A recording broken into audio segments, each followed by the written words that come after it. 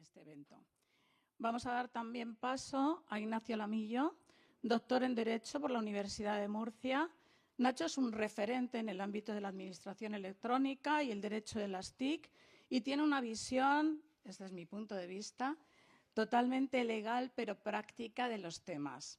Con lo cual, Nacho ha contribuido muchísimo a todo lo que es la normativa eIDAS, también a lo que es la normativa que pueda existir en blockchain sobre este tema y, desde luego, en la creación de la red EPSI. Y, por supuesto, él y yo nos conocimos con certificados digitales, de identidad digital, ¿no? 22 años. No lo digas, que no es tanto problema. Y, Ignacio, lo que yo te voy a preguntar es cómo se alinea EPSI con las principales normativas europeas sobre protección de datos y, en concreto, sobre el Reglamento General de Protección de Datos. Buenos días. Bueno, viendo la pregunta, no sé si debería dar las gracias por haber sido invitado o no, pero bueno, algo diré. Eso es una broma, estoy encantado de venir. Además, en mi rol dentro del proyecto EPSINE, precisamente asumo tareas relativas a la gobernanza de asuntos jurídicos, más orientados a la futura cualificación del ledger. Pero bueno, efectivamente el tema de protección de datos es bastante complicado, porque ciertamente si tú partes de que tienes un libro mayor en el que vas acumulando información que supuestamente no puedes borrar, pues parece que aparece una incompatibilidad intrínseca con la Ley de Protección de Datos, que ¿no? nos dice a los ciudadanos de la Unión Europea y también a los que no son de la Unión Europea, pero tienen la suerte de vivir bajo nuestros marcos de gobernanza, que tienen autodeterminación informativa. Que, por cierto, es la principal diferencia que tenemos con Estados Unidos. En Estados Unidos tú divulgas la información, pierdes el control sobre la información. En la Unión Europea insistimos en que, aunque divulgues la información, sigues teniendo el control a determinar, ¿no?, el uso de esa información. Y eso ha generado este dilema. Es verdad, de todas formas, que es un problema que se puede resolver desde el punto de vista tecnológico siempre y cuando haya una adecuada gobernanza. Y aquí hay una apreciación que me gustaría realizar. Hay una frontera entre el mundo de los libros mayores electrónicos, ¿no?, de las blockchains y otras tecnologías, también tenemos grafos acíclicos dirigidos y versiones híbridas, y que es la capa de abajo, que digo yo, y la capa de arriba. Y esos son los smart contracts. Normalmente los problemas de protección de datos vienen dados porque la gente programa mal. De hecho, todos los problemas de ciberseguridad vienen dados esencialmente porque la gente programa mal. Y eso lo sabemos, y a pesar de que intentamos esforzarnos para que la gente programe bien, pues no es fácil porque no tenemos un estatuto jurídico potente para sancionar a quien programa mal. De hecho, eso con la Product Liability Directive lo estamos intentando cambiar, incluido inteligencia artificial, lo cual es buena noticia, pero nos afecta. ¿Y cómo nos afecta? Pues nos afecta básicamente porque si tú tienes una infraestructura basada en blockchain, como permitas a la gente que despliegue cualquier smart contract que no haya supervisado, asumes una posición de exposición de riesgo muy importante. A saber, que si en el smart contract ha escrito cualquier barbaridad, particularmente con respecto a cualquier política, a cualquier persona de visión política, ¿no?, sea pública, sea privada, vas a ser presionado para retirar los contenidos. No bajo la normativa de blockchain, ni bancaria, ni nada parecido, sino bajo la normativa del Reglamento de Servicios Digitales, que te hace responsable como intermediario desde que tienes conocimiento de contenidos ilegales y no los retiras. ¿Eso qué significa? Pues básicamente que vamos a ver blockchains que en su marco de gobernanza van a controlar férreamente quién puede hacer deployment de smart contracts, incluso qué tipo de smart contracts. Y aquí es donde realmente podemos poner controles de protección de datos. Joan ha mencionado sucintamente las Zero Knowledge Proof. Esta es una tecnología altamente prometedora, puede ser de las cosas que realmente funcionen bien, y muchos estamos visualizando un mundo donde los libros mayores electrónicos serán esencialmente secuencias cronológicamente ordenadas de pruebas de conocimiento nulo. Eso podría arreglar el problema. ¿Qué más podría arreglar el problema? Los hashes camaleón, por ejemplo, que también son prometedores, ¿no? La idea de que podamos realmente llegar a disfrazar cierta información. Eso se tendrá que estandarizar porque todavía no estamos allí. Otras cosas, blockchains como soportes de pruebas de computación multiparte. O sea, tenemos un elenco de capacidades que permiten que esto funcione siempre y cuando controlemos que la gente no se haga daño a sí misma. ¿Y eso qué implica? Pues que efectivamente en un entorno completamente abierto es posible que no podamos hacer ciertas cosas porque no podremos garantizar el cumplimiento de la ley. Y eso nos lleva a que posiblemente fuera, como siempre dice César Pérez Chirinos, mi presidente subcomité en el subcomité de 107, donde muchos hacemos normalización de blockchain, coordinados con la Unión Europea y con ISO, siempre diga que fuera de Bitcoin, que quizás sea el anclaje criptográfico y la seguridad de todas las demás blockchains, seguramente todas las demás serán privadas, serán cerradas, serán gobernadas, serán permisionadas, porque de otra forma nadie se atreverá a hacer según qué cosas. O sea que, bueno, bienvenido al mundo de los abogados, una vez más.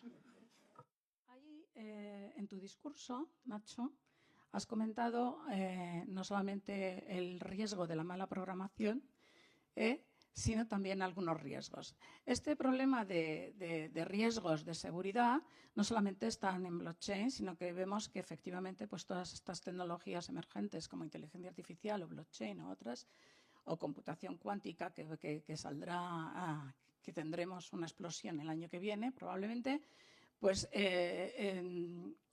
nos hacen ver que hay un riesgo importante en la seguridad, no solamente basado en que utilizan en cloud, sino basado en la propia filosofía de la tecnología. Por eso te quiero preguntar a ti como experto en esta normativa, y además sé que también conoces bastante bien la normativa de seguridad, ¿de qué manera la regulación de la Unión Europea sobre ciberseguridad, como la directiva NIS-2, impactan en la confiabilidad y en la infraestructura de EPSI? Me gusta que me hagas esta pregunta.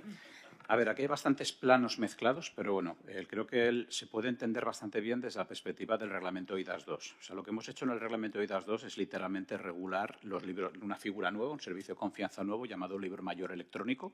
Puede ser centralizado, puede ser distribuido. EPSI sería un ejemplo de libro mayor distribuido. Claro, la gente no es muy consciente de qué significa decir que algo es un servicio de confianza, porque hay una conexión intrínseca y es muy fuerte entre la confianza y la seguridad. De hecho, la seguridad es algo así como el soporte conceptual, uno de los soportes conceptuales contra el reconocimiento jurídico para que algo sea confiable. Algo que es inseguro no es confiable. Esto se entiende de forma intuitiva, pero cuando luego tienes que ir a hablar con el prestador o eres un prestador, te das cuenta de que tiene consecuencias. Por ejemplo, el artículo 21 de la directiva NIS 2, que está vigente, da igual que el Estado no haya traspuesto todavía la directiva. ¿Por qué esto está vigente? Porque los servicios de confianza están directamente sujetos a una regulación europea, un reglamento de ejecución vigente a fecha de hoy que dice que los prestadores de servicios de confianza son entidades esenciales. Y ser entidad esencial no es una cosa de marketing, es una cosa de seguridad e implica que tienes que cumplir un montón de normas. Muchas normas. Por cierto, si eres prestador no cualificado, también. Entonces eres entidad importante, lo cual es un poquito menos que ser esencial, pero significa que no puedes hacerlo de cualquier manera. ¿Y eso qué significa? Pues que, aunque yo estoy convencido de que la fábrica ha hecho un trabajo excelente en materia de ciberseguridad, cuando vean algunas cosas que el futuro acto de ejecución podría pedirles, igual se acuerdan de alguien, porque ciertamente faltan muchas cosas en la ecuación. Falta buena criptografía. La mayoría de blockchains, el EPSI actual incluido, utilizan algoritmos no aprobados por nuestras autoridades. Igual hay que pensar en hacer blockchains que utilicen algoritmos aprobados, porque detrás de esto hay una industria y ya sabemos que detrás de esa industria hay ciertos intereses extranjeros. Importante. Segundo, utilizas prueba de autoridad, mola mucho, porque no destruye el medio ambiente, pero estás metiendo claves privadas del tipo clásico y, por tanto, deberíamos tener HSMs, más seguridad. El algoritmo, el software, certificado como un criterio quizás, poscuántico, poscuántico, deberíamos pensar en dejar de utilizar ciertas curvas elípticas para empezar a utilizar nuevos mecanismos aprobados, no todavía por nuestras autoridades, pero sí por las autoridades de otros que ya sabemos que nos podrían dar confiabilidad. Estos son solo algunos ejemplos de lo mucho que hay aquí. Pero, claro, ciertamente eso es el elefante en la habitación. Hay que coger estas infraestructuras, entender qué significa que sean un servicio de confianza, qué significa la esencialidad. Por tanto, ¿cuánto dinero hay que dar a los operadores para que esto sea realidad y cuánto esfuerzo hay que hacer para que la industria, el ecosistema, haga su trabajo? Y, finalmente, el ponerlo todo dentro de este proceso magnífico que es la cualificación, que es hacia donde tenemos que tender. De hecho, dentro de EPSINE lo que estamos preparando son estos trabajos.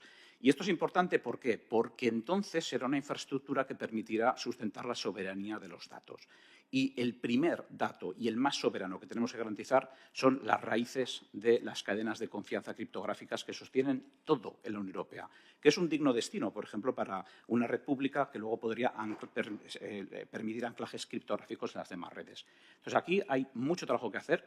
Yo quisiera aprovechar para lanzar el mensaje de que hay que invertir. Me gustaría más que fuera el sector público quien liderase estas inversiones. España está particularmente bien posicionada en este mercado. Tenemos actores muy potentes en esta industria, pero creo que está emergiendo un poco como contra viento y marea, un poco como Podemos, a veces más por voluntarismo y esfuerzos y heroísmos personales que otra cosa, y yo querría ver que el mismo grado de interés que ha generado la ciberseguridad de la inteligencia artificial la trasladamos a la ciberseguridad de la criptografía, en particular a la que sustenta las cadenas de bloques y otras tecnologías que encajen dentro de la definición legal de libro mayor electrónico. O sea, aquí yo os pongo más que nada a poner deberes y a pedir que financiéis. Gracias. Muchas gracias, pero bueno, lo que vemos es que efectivamente la ciberseguridad es un ámbito importante para cualquier tecnología y que aquí se puede abordar también. ¿Me dejas hacer una precisión a lo que ha dicho? Bueno, una adición muy breve. En Etsy estamos trabajando o empezando a trabajar, porque digamos que ha tomado preferencia el programa de Wallet, pero tenemos un work item interesante que es identidad basada vinculada a smart contracts. O sea, literalmente, o sea, es específicamente esta cuestión, que va un poco en línea de lo que dices, es decir, cómo somos capaces de tener una prueba de identidad, porque la identidad como tal, si la tienes, es un dato de carácter personal y, por tanto, ya nos genera ciertas fricciones, a menos que tengamos una base jurídica que excluya la necesidad de consentimiento y bla, bla. Y ahí, por ejemplo, si tenéis interés, yo os sugeriría que contactarais, porque puede ser interesante que haya gente que realmente tenga estas necesidades, porque a veces en Etsy están los expertos y, en fin, van inventando sobre la marcha cosas que a veces no tienen mucho que ver con la realidad. Entonces, ahí yo creo que es interesante que miréis a la parte de normalización.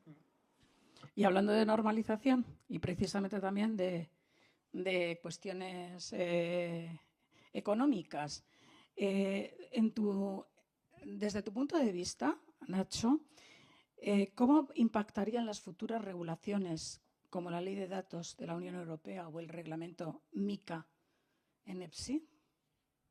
A ver, vamos a dar la vuelta. Más bien es al revés. Si tú eres una entidad que vas a hacer, yo qué sé, gestión de criptoactivos, o tú eres una entidad que vas a montar activos digitales diferentes de criptoactivos, que los hay, o vas a hacer cualquier tipo de actividad encima de una red como blockchain, el problema actual o en el régimen jurídico actual, y eso viene dado, entre otras cuestiones, por la DSA, es que tú eres responsable por todo lo que ocurre abajo. Entonces, si lo pones en términos de arriba y abajo, arriba está la regulación de una actividad, ¿vale? Podría ser una actividad financiera o la actividad de la administración, y abajo hay una infraestructura en la que el de arriba tiene que garantizar que funciona, por tanto, porque tú la eliges. Entonces, cuando nos planteamos regular lo de abajo, la infraestructura como tal, lo que vimos es que se le podía dar la vuelta al argumento. Podríamos decir, si una infraestructura subyacente como EPSI es un servicio de confianza cualificado, significa que funciona bien y, por tanto, que hay un prestador que responde y un prestador que está supervisado. Y hay un sistema que sabemos que aporta unas garantías mínimas. ¿Eso qué significa? Que el de arriba, cuando elige ese sistema subyacente, está transfiriendo la responsabilidad en vez de quedársela. Entonces, esa idea es muy interesante porque una red cualificada, y si todo va bien, EPSI se podría perfectamente cualificar el año que viene, si todo va bien, significa que el de arriba puede dormir más tranquilo. Y cuando el de arriba está muy regulado y tiene miedo porque le pueden venir a pedir muchas responsabilidades, eso le aporta tranquilidad. Entonces, yo creo que más que el modelo actual, donde los requisitos de esas actividades de arriba acaban permeando hacia abajo porque las tienes que transferir, lo que pasa es al revés. Vamos a decir, tenemos una red que sabemos que funciona bien porque hace esta secuencia cronológica ordenada única y la hace bajo la responsabilidad de un prestador y, por tanto, quien decida usarlo, esa parte puede quitarla de su radar, sabe que no va a tener problemas y, por tanto, si es una actividad altamente regulada, cuando vaya a hablar con el supervisor, le va a decir, oye, yo estoy trabajando encima de un ledger cualificado y, por tanto, esta parte ya sabes que está bien porque ya está en la lista de confianza del prestador y, por tanto, ya no va conmigo. El responsable es el de abajo. ¿Qué quedaría en medio? Lo que dije antes, los smart contracts. El de abajo posiblemente te dirá, según qué smart contracts quieras meter, igual te hago un libro específico para este caso de uso. Y esto, ojo, porque puede ser unos debates interesantes de Europeum EDIC.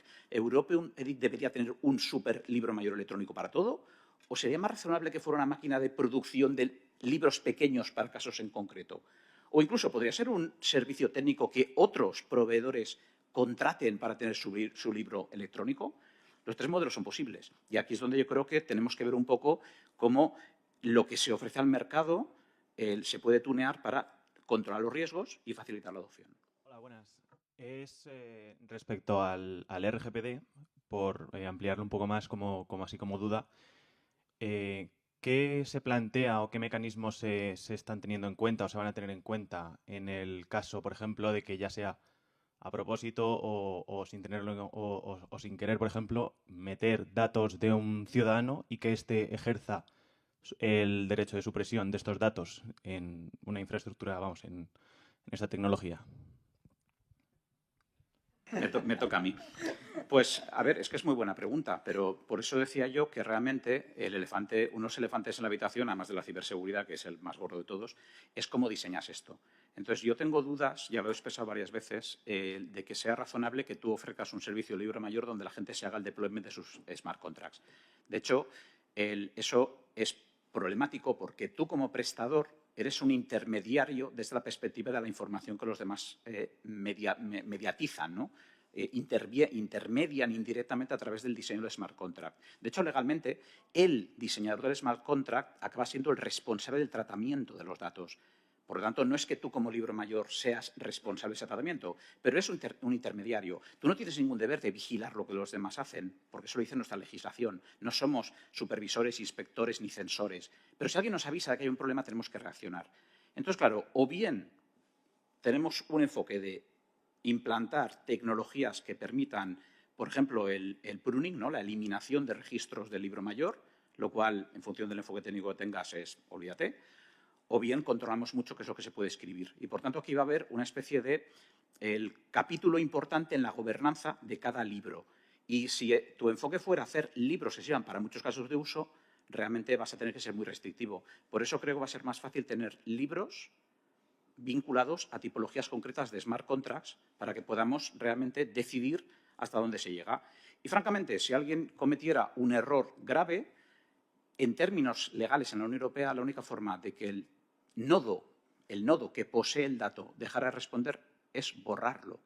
Por eso digo que existe el riesgo de que en algunos casos tengamos que eliminar libros mayores completamente para dejar de ser responsables. Eso hace que los libros mayores de propósito general, sobre todo en entornos no permisionados, sean esencialmente demasiado arriesgados para ser utilizados en la Unión Europea. Hola. Tenía una pregunta sobre la posibilidad que has comentado, Nacho, de que el año que viene sea EPSI un servicio de confianza. Para que sea servicio de confianza europeo en EDIC, ¿tendría que ser un prestador de servicio de confianza? ¿Lo podría contratar a otro? Si hablamos de un split de la red en diferentes libros electrónicos mayores, ¿cada libro electrónico debería ser un servicio de confianza por separado? ¿Los operadores de nodos regulares o validadores deberían ser QTSPs también? Ya está. Elabora un poco. Ya está. A ver, muy rápidamente. A ver, en principio, si quien ofrezca un servicio libro mayor al público es ya hoy un prestador de servicios de confianza. No se puede cualificar, pero ya lo es. Y, de hecho, si alguien inicia esa actividad y la ofrece al público, tiene que comunicarlo en 90 días a la SEDIA, que es el supervisor, y tiene que garantizar el cumplimiento de las medidas de los prestadores no cualificados de la directiva NIS2. O sea, que esto ya es así hoy. Si además te quieres cualificar, es verdad que tenemos que esperar a que la Comisión, con el procedimiento establecido en el artículo 48.2 del reglamento EIDAS modificado, el mismo que el original en este caso, apruebe el acto de ejecución. Y ese acto de ejecución establecerá las especificaciones técnicas para poder cualificar. Pero fíjate, lo importante es que ofrezcas al público. Si tú das un libro mayor en tu casa para ti, en un entorno cerrado, estás excluido del reglamento, como pasa incluso en identidad. Eso, obvio, todos los servicios de confianza. Si lo ofreces al público, estás ya sujeto. ¿Por qué digo que será posible cualificar EPSI en un año? Bueno, pues porque básicamente el acto de ejecución está previsto para mayo del 2025 y, por tanto, desde que esté publicado, existe la posibilidad en unos meses de que haya un evaluador de conformidad que acredite competencia, cosa que puede pasar porque en ISO, de hecho, estamos trabajando incluso los estándares para los evaluadores de conformidad. Entonces, la idea es que vamos a tener todas las piezas para que alguien, si lo desea, pueda ofrecer el servicio. El servicio, en el reglamento de EIDAS de confianza, es el libro mayor electrónico, es la actividad y el resultado de la actividad, ¿no? El servicio que prestas y el producto que produces, el libro como tal, como objeto digital. Y puede ser centralizado o puede ser distribuido. No tiene que ver con la descentralización. Eso el EIDAS no lo ha abordado. El EIDAS no entra en si la gobernanza es centralizada o descentralizada. Solo te dice si la tecnología es centralizada, una base de datos, que también se puede cualificar, o si es una tecnología distribuida. Y, por tanto, hay reglas diferentes para los dos casos. Pero la idea es que quien lo ofrece es el prestador. Puede haber un prestador como European EDIC, y esto que estoy haciendo es ficción, porque eso tendrá que discutirlo el European EDIC. ¿Podría el European EDIC ser un prestador de uno o varios libros? Claro, por supuesto que sí. Que haya nodos validadores no significa que los nodos que estampan sus firmas conforme al algoritmo sean los prestadores. Pueden ser componentes del servicio del prestador. Solo decidirá cada uno en función de lo que interese. ¿Uno versus varios? Pues, de nuevo, yo creo que lo único sensato es muchos pequeños libros mayores específicamente diseñados para los casos de uso para contener el riesgo.